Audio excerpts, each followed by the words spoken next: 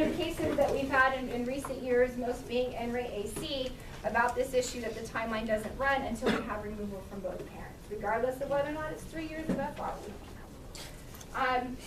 The 361.2 cases, I'm going to go through relatively quickly because Danielle and Steve covered most, if not all of them, when they did the specific training on 361.2 that I think, if you missed, is available to you on YouTube, I think. So I'm going to go through these really quickly. But 361.2, the reason they did the training was it was a really hot topic for the Court of Appeal last year because they think we're just doing it all wrong. NRA AG, the trial court placed the child with the non-offending, non-custodial father in Hawaii. No use of discretion there. Who wouldn't want to go to Hawaii? AJ, thank you. NRA John M. We had a, okay, NRA John M is interesting. So the trial counsel did not, I don't know what trial counsel did, let's just say that. Because all the Court of Appeal said was, at DISPO, the trial counsel did not object to the case plan and didn't request custody on behalf of Dad. Dad was incarcerated.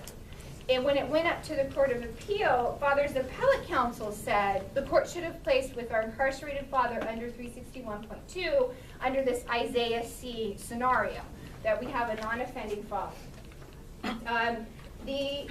So I put all the reasons the Court of Appeal gave. So it's either the Court of Appeal upheld the trial court in denying placement with father because trial counsel waived the issue, father not custodial, C, father not non-offending, or D, all of the above. And the answer is D, all of the above.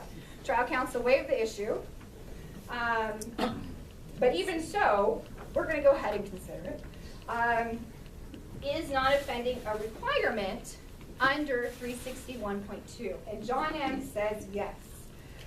The problem with John M. and those facts is mother was an admitted heroin user, parents have a history of DV, there was a physical abuse allegation against father, father was in prison because of the domestic violence and the physical abuse. We did not have a great client to bring forth in front of the Court of Appeal. The court sustained the allegations against father. At DISPO, father didn't object to the case plan or request custody. And so they talk about this whole issue of it doesn't matter because he's not non-custodial, because the only reason he was in prison, he's in prison so he's non-custodial, but before that they were living as a not happy family, beating each other up and using heroin. So he's not non-custodial because but for his incarceration they would still be living together as a non-happy family using heroin. And of course they said, well, he's not non-offending either.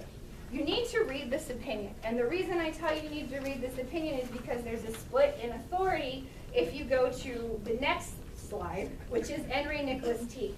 Nicholas T. basically says, nah, John M., you got this wrong, okay? There's no basis to conclude 361.2 parent must be non-offending based upon case law and statutory history, and they go through it for you.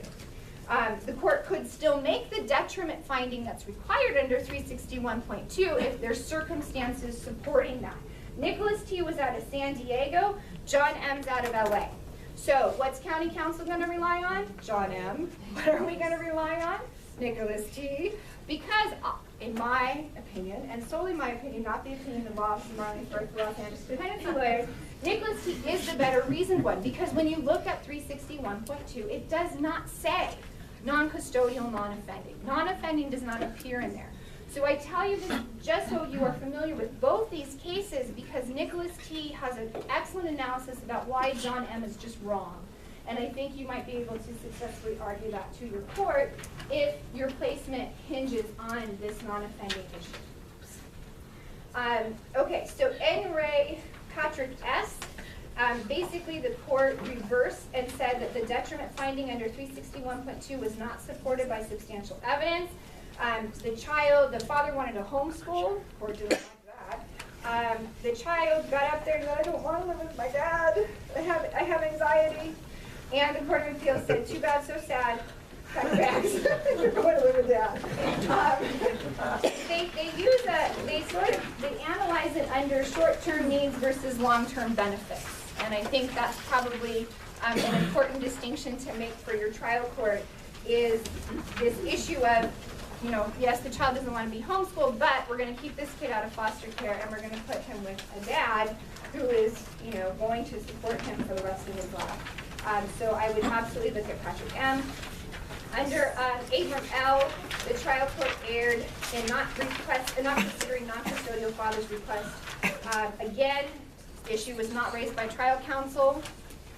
Again, Court of Appeals said that's okay, it's a constitutional dimension, so we'll consider it, but that's certainly, you do not want to see the word waiver in your opinions that you get on your cases.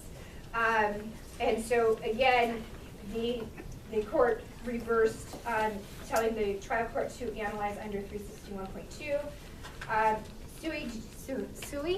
Danielle? Suhei G. Was Danielle and Diane Nicholas' case. This was an interesting procedural posture, and there were a lot of things going on.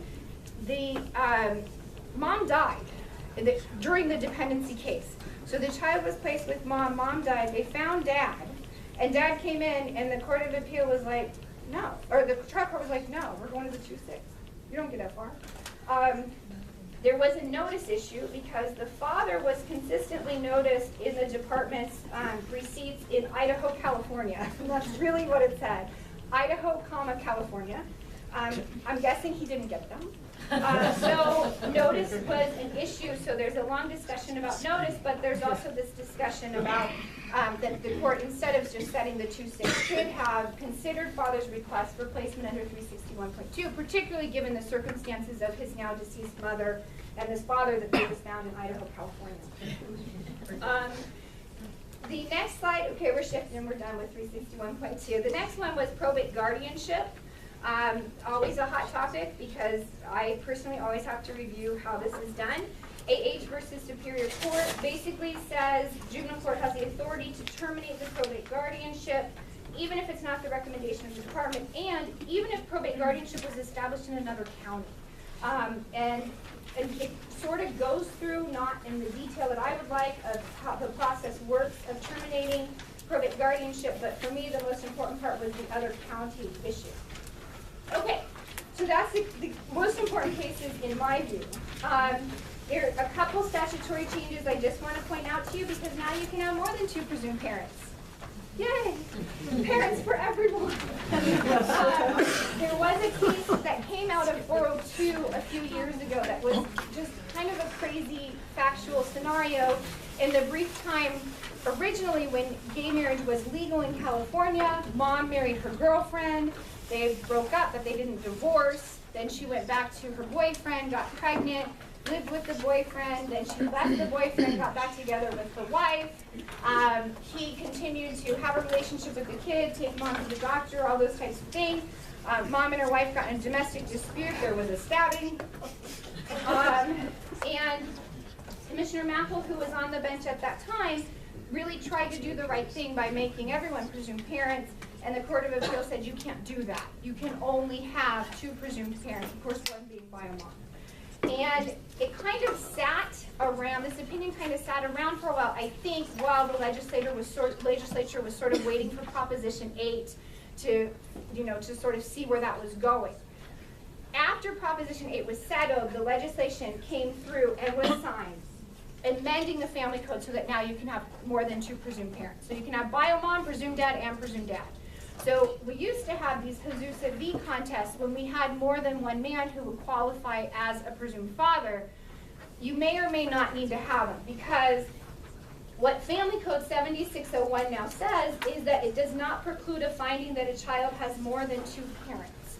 But 7612 says the court may find that more than 2 persons are parents if the court finds that recognizing only 2 parents would be detrimental to the child. So it's kind of a strange standard. It's not best interest, it's we'll give you more than 2 parents because if you only have 2 parents, it's going to be detrimental to you. It's just kind of wonky, for lack of a better legal term. It's just wonky the way that they put it in there. They did, though, in their geniusness in 7612, talk about how the court should consider what detriment is. And so they list factors: harm of removing child from stable placement, harm from removing child with a parent who's fulfilled the child's physical and psychological needs, whether the parents assume the role for a substantial period of time, and they note that finding of detriment to the child does not require the finding of unfitness of any of the parents. So just because you're going to find that it's detrimental to the child to have more than 2 parents doesn't mean you have to say, this other dad is a bad guy and we're finding him unfit. I just took all that language out of 7612. So if you have this issue where you have, another dad, and you're trying to convince the court that this kid should have more than 2 presumed, or more than 1 presumed father, go to 7612, because that details that thing. And that's it.